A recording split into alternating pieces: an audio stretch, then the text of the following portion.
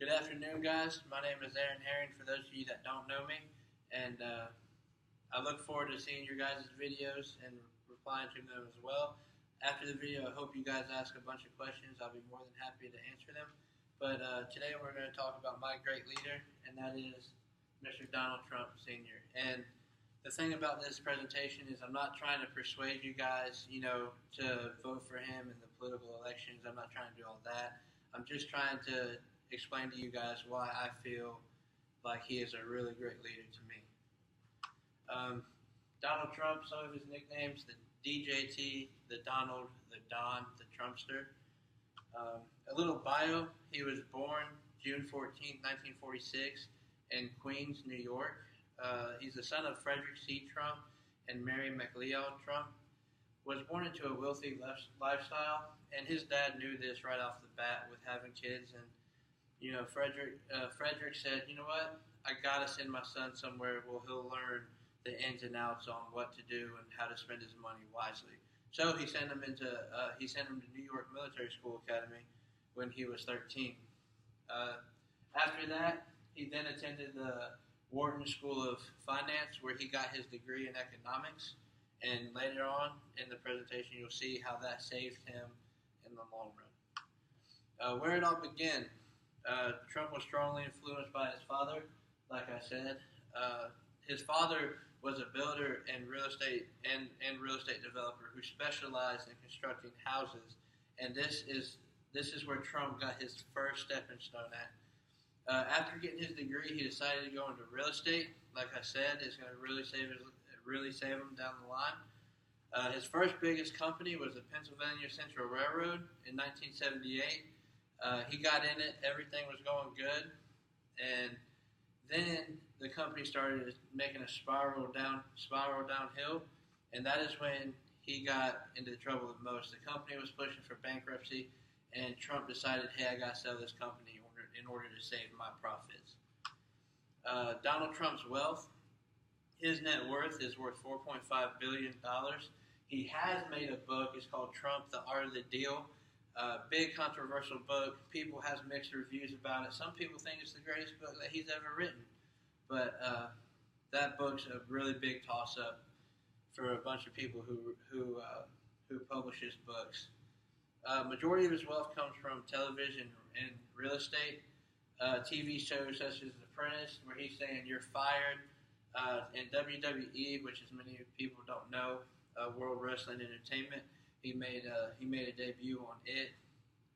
He made a deal with Vince McMahon, who is the owner of the company, and he was making a bet to see who would win the match. And come to find out, in the end, Trump won, and Vince McMahon had to get his head shaved, which was pretty funny.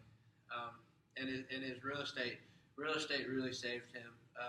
Like it says, from skyscrapers to luxurious homes, he makes millions just in the market.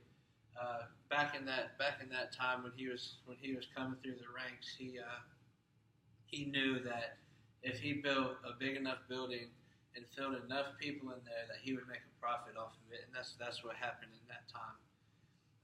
And he's recently funded his own campaign. Like I said, I'm not talking about trying to influence you politically, nothing like that. I just think it's really interesting when someone funds himself through a political campaign. As we all know, it takes millions of dollars just to do that, and you have to go through a bunch of fundraising and everything else like that. But Trump said, you know what, forget it.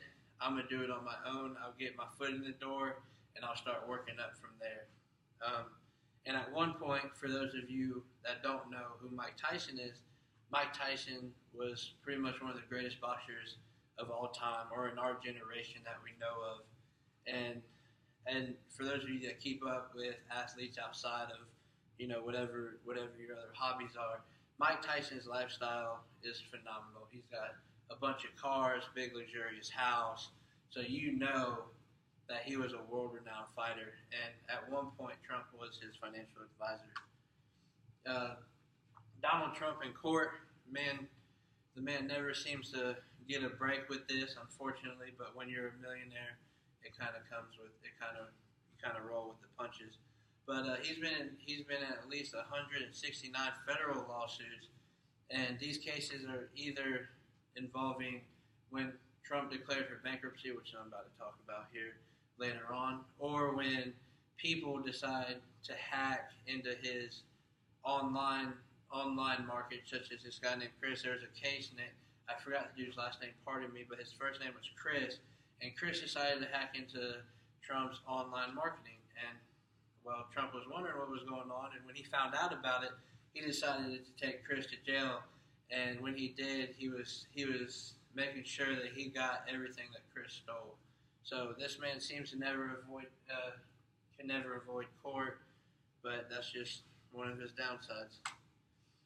Another one of his downsides, he had 3 wives, and people look down upon this about him. And one of his first wife, Ivana Trump, at the time, his second wife, Melania, and his third wife, Miriam Maples. And the biggest thing about every single one of them is every single one of them got a bad reputation out of the divorce, and that's what really gave Trump the dark side in my book. Not only was he married to these women, he divorced them, but he even got one of them to be Melania to be considered a homewrecker because she sabotaged one of his previous marriages, and that's never a good thing. It's still a dark side of me because these women go through life now being one of Trump's ex-wives that everybody knows and is getting bothered by everybody who knew about it, and it's just a really bad predicament in Trump's life. And more of his dark side, Donald Trump declared bankruptcy 4 times. The first was the Trump Taj Mahal in 1991. He wanted to invest in the Taj Mahal, and the ball was rolling for a little bit, and then everything started declining, and he suffered a $550 million lawsuit. And with that loss, he lost his yacht, which was a luxurious yacht. It was really nice. He's working on getting that back, and the Trump airplane, which he has already got back. But the second time he filed for bankruptcy, it was Trump Castle Associates in 1992. Trump Hotel and Casino Resorts in 2004, Trump Entertainment Resorts in 2009. And what he did was he thought it was a wise investment to invest in casinos, and unfortunately, that is what killed him in the long run. And he learned from the only thing I like about it is he learned from it, and he took something from it. Why is he considered my great leader? He has a charismatic style of leadership. People like him for who he is, and people like him for who he is. Like if he disagrees with you, he's going to say it. If he agrees with you, he's going to go along with it. But whatever it is, he speaks his mind. Authoritarian style of leadership. He talks, we listen. If he were to walk in the door right now, I would probably stop this presentation and see what he had to say. But that's just me. He also focuses on the end results. Even though he declared bankruptcy for 4 times, such as the Taj Mahal, he did not let that defeat him. He said, "Okay, I'm gonna keep with it, and we're gonna go from here." He also has a transformational style of leadership with fighting bankruptcy. He says, "You know what? I'm gonna set that all behind me. I'm gonna worry about me. I'm gonna go up from here." And that is why he is considered one of my great leaders. Here are my references.